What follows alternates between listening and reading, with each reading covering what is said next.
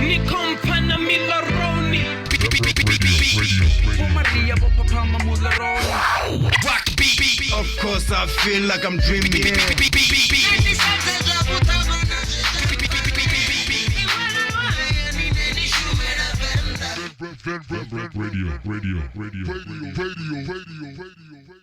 Ooh, nigga shit. Welcome to the Van Rap Radio.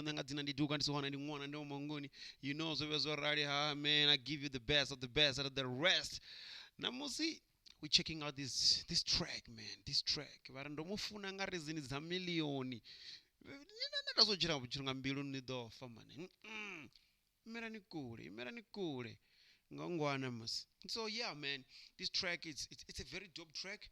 I've been following mukololo for some times, but the when I go follow like I was trying to get used to their music and all that to her music, but the way sometimes I'll be like, nah, man, if she've done this, this was gonna work. This was gonna be the perfect thing.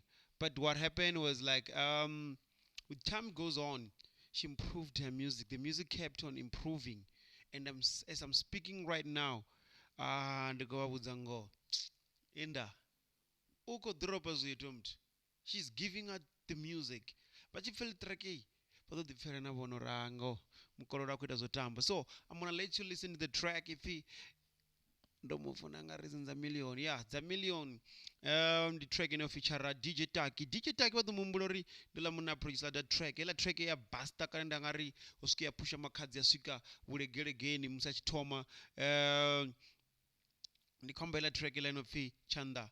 Iya chanda. Buya. Yeah. Yoshumanga mswana no ene abuzo fi DJ Taki. So ndi chikola zore ane pone babahone bone. You still having the greatest time. Love town on the most we vibing, we having some great time. How's it deal? So don't forget to read.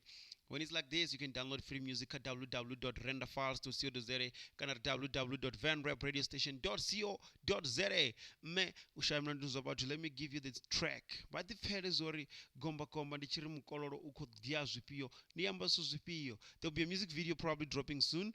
So the fisa zone, but check out this.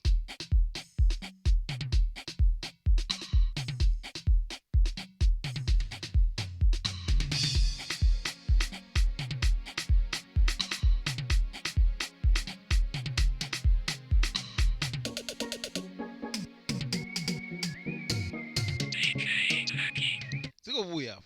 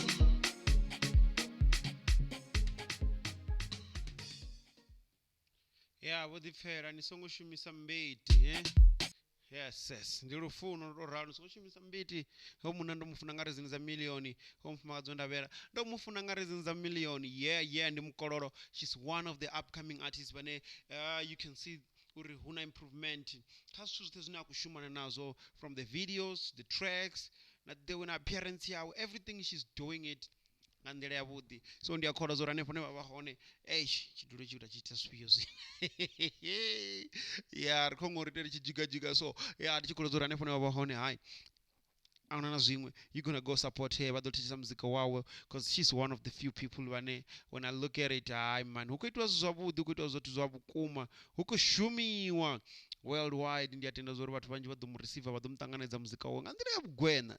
Nṋe nga dzina ndi duka ndi si wana ndi ṅwana ndi wa mahangoni. Don't forget to subscribe, don't forget to share, don't forget to follow us. If una dziṅwe thaidzo vha khou pfha zwo ri track dzavho ri nga tea dzi review vha ri kwama vha ri vhudza 0826937124 ra remove video dzavho. Yeah man, asi mafhungo ri ri khou lwa ndi mafhungo ri we trying to spread the music uri vhathu vha u ḓivhe, vhathu vha u wane ngori ndo rali ndi na vhatevheli vhanga vha tshi u vhona vha tshi share vha tshi ṋekedza vhaṅwe vha tshi ita mini, vhaṅwe na vhone vha khou ḓi kandi na muthu wa so no imba so wa khou ngwana musi nṋe ahuna na zwiṅwe. Ndi tshi ri miḓini na miḓanane zwigodini hoṱhe ri khou vhanyuludza ri khou dzhena ri khou matombo, ndi amba ndi dzi ṅwala, ndi misalasala, ndi zwithavha mesisi hoṱhe ri khou vhanyuludza, ndi mipfha ya mirendzhe hune wa ṱhavha hone u tou rongonyedza ende vha u pfha. Ndi musi ḽi track ḽi tshi khou kwasha ḽi tshi khou rwa mukololo reason dza million. Go check out the track vha ḓipfhelevho zwo ri nṋe ri khou pfha zwithu zwavhuḓi hani he ndau ya nduna amara here. Until then ri ḓo ṱangana u si kale.